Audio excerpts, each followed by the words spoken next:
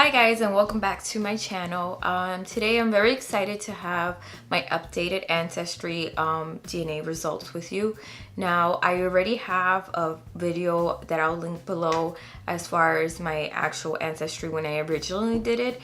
Now, the more people actually submit their Ancestry, the more things get updated, so it becomes a little bit more accurate.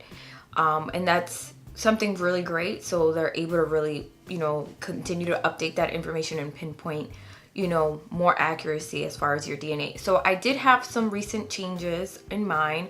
My mom also did hers, and she has some updates as well, which is really awesome. What I also wanted to mention, what I really love about the Ancestry DNA is that you can also find out other relatives that maybe you don't know. This is especially good for people who might have been adopted. You can find cousins, sisters, brothers, if they've already submitted their results. So that's pretty cool. They also even go back to tell you like 4th, 5th, even like 8th cousins, which is really interesting because you'll see people and you're just like, you don't look related to me, but apparently they are somewhere down the line, which is really cool. But enough chit-chatting. I'm just gonna get straight to the point and tell you guys what you came here to hear. So my last video, I did have majority African ancestry. That hasn't really changed, but some of the actual places have been a little bit more accurate as far as like what parts of Africa. So I was before in the past also majority of Benin and Togo. That's the same, but right now it's telling me it's Benin and Togo 27%. And then I also have for Cameroon, Congo, and Southern Bantu peoples, it says 16%. And then it goes into some of the other breakdowns of some of the other countries aside from Africa, which the next one they listed is Portugal. So I remember that in my other video there was something with Iberian Peninsula, but it was very low. I believe it was about 4%, and that could be Portugal or Spain. So I'm excited to see that some things have changed. So now it says Portugal is 12%. So I'm a little Portuguese, which is interesting. Then I have Ivory Coast and Ghana, which is 11%. I also have Mali, 8%. I have Germanic Europe. I believe this is very new, 4%. Then I have Spain, 4%. I have Native American, it says Northern, Central, and South, which is 3%, which is usually like the indigenous population. Again, just to reiterate, my family is from the Dominican Republic. I was born here, but both my parents were born in Dominican Republic.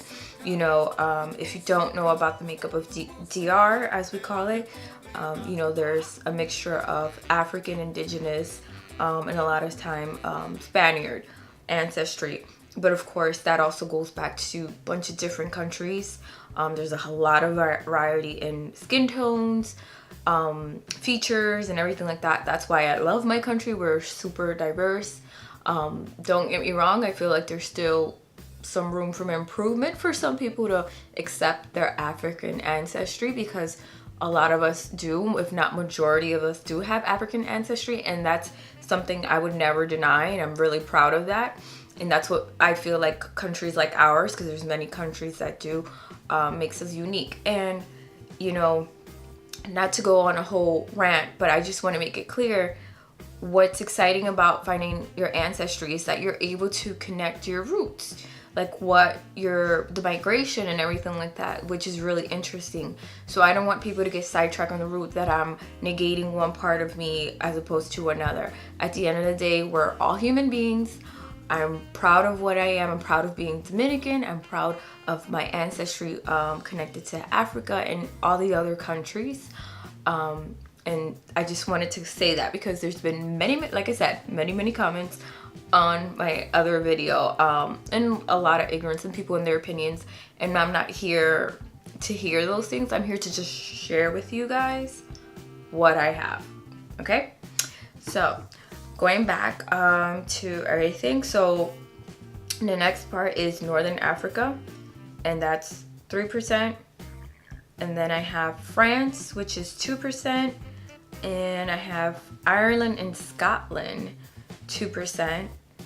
And then it says I have Native American Indian, which is 1%. Turkey and the Caucasus, which is 1%. Senegal, 1%. Greece and the Balkans, 1%. Italy, 1%. England, Wales, and Northwestern Europe, 1%, which is a drastic change from my other one because I did have a lot more English, British on the other results that I received. And this one is basically saying that I have very trace amounts, possibly none, because if you don't know, with 1%, it might be just very minimal, if not anything. And then the last two I have, it says Norway, 1%, and then Sardinia, 1%. And then at the end, it shares the migration. So in the migrations here, it says Spaniards, Cubans, Dominicans, and Venezuelans come from the regions of France, Portugal, and Spain. So you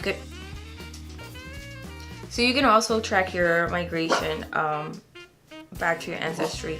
Please ignore my dog. But that's pretty much it. I will also highly recommend for you guys to see my other videos so you can see the disparity and the changes. But if you do have any specific questions relating to how do you get your ancestry results, what you need to do, or any other positive questions, please comment below. Anything that's negative and ignorant, you will just be deleted, because that's not what my channel is for. I'm all about, you know, spreading positivity and light, and, you know, I want people to learn and grow from things as opposed to us feeding into negative energy and sharing things that have no need to be talked about. So again, if you have any questions, feel free to comment below, and I do appreciate you watching. Bye.